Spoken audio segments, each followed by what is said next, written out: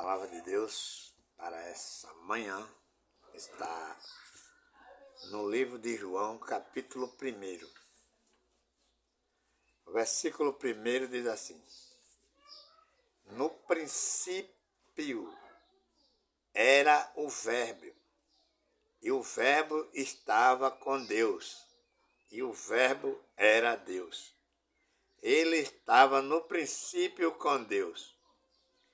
E todas as coisas foram feitas por ele. E sem ele, nada do que foi feito se fez. A mensagem da palavra de Deus vem do versículo 1 até o versículo 3. Vamos meditar aqui. Por que é bom ler as Escrituras? Por que é necessário ter o entendimento perfeito da palavra de Deus?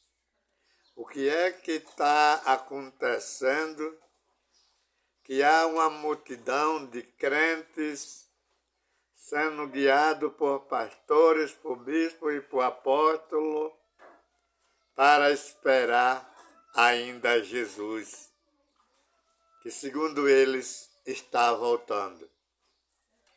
E quando a gente medita nesse capítulo, observando esses versículos, a gente vê que aqueles que esperam a Jesus são loucos, são malucos, são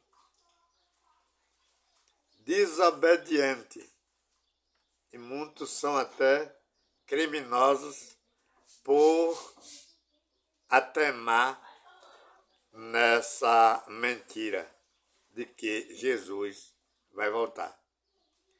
O que eu quero chegar a dizer é que Jesus nunca existiu como só um Jesus.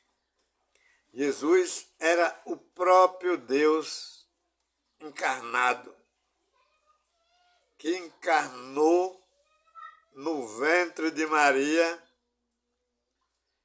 mas ele já existia. Encarnou no ventre de Maria para a libertação de todos aqueles que habitavam na terra, começando pelas 12 tribos de Israel e na sua morte finalizando por todos os povos, transformando que agora não há mais judeu, não há mais grego, não há mais gentil, não há mais servo, não há mais livre, porque todos são um em Cristo Jesus. E para ser esses filhos de Deus, para ter essa mudança, para ter esse conhecimento, não é nada difícil, a não ser só ler a Bíblia. Porque Jesus não morreu na cruz para salvar a sua própria pele, ou para perdoar os seus próprios pecados. Porque Jesus, a Bíblia diz que ele não tinha pecado, porque ele era Deus. E Deus não tinha pecado, não tem pecado. Portanto, todos aqueles povos que habitavam nas tribos de Israel, que carregavam 613 pontos da lei de Moisés, eles eram pecadores, porque eles eram cumpridores de lei. E sendo cumpridores de lei, havia transgressão de lei. Quando eles transgrediam a lei, eles cometiam pecado. E a Bíblia vai dizer, aqui no versículo 1, que no princípio era o Verbo, e o Verbo estava com Deus, e o Verbo era Deus. sem pecado, mas que veio para salvar o povo do pecado. Lá no versículo 2, diz que ele estava no princípio com Deus. E todas as coisas foram feitas por ele. E sem ele, nada do que foi feito se fez. Por que que as igrejas estão esperando que há alguém que possa fazer alguma coisa? Se, segundo as igrejas, a gente tem que dar dízimo para ser abençoado. A gente tem que dar ofertas. A gente tem de comprar alguma água ungida, de comprar algum feijão ungido, de comprar algum lenço, ou algum martelo, ou alguma toalha para a salvação. Muitos ungem até água e vassoura para quando as pessoas beber ou varrer as casas, serem abençoadas com aquele ato. Né? Quando pratico isso,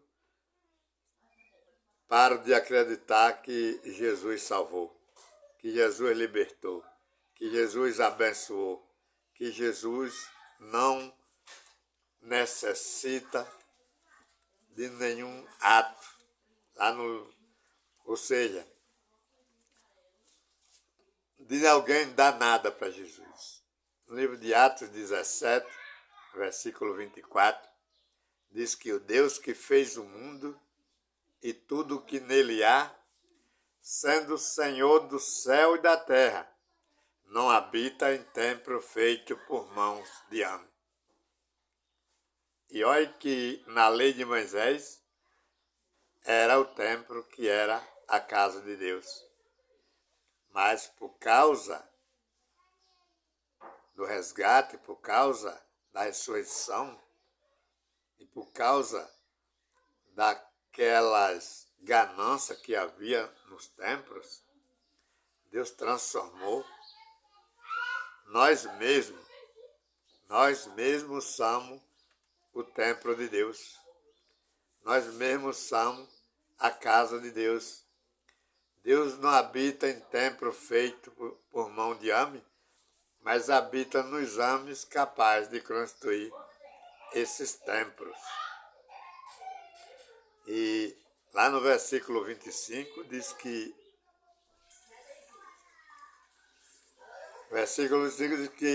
nem tampouco é servido por mão de homem, ou seja, não tampouco ele precisa de eu dar um dízimo de 10% do meu salário para ele. Nem tampouco ele necessita de uma oferta de 10 centavos, ou de R$1, ou de 1.000, ou de 2.000, ou de 100.000. Né? Nem tampouco é servido por mão de homem. E completa dizendo como se ele fosse molé, como se ele fosse pobre, como se ele necessitasse de alguma coisa. Porque ele mesmo é quem dá a todos a vida, a inspiração e todas as coisas.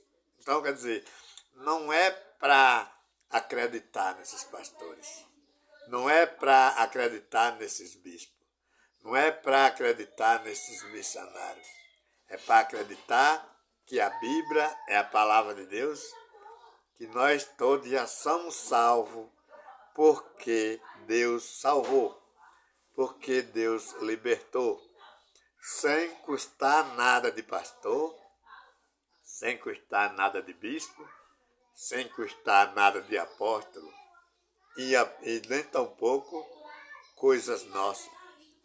Né?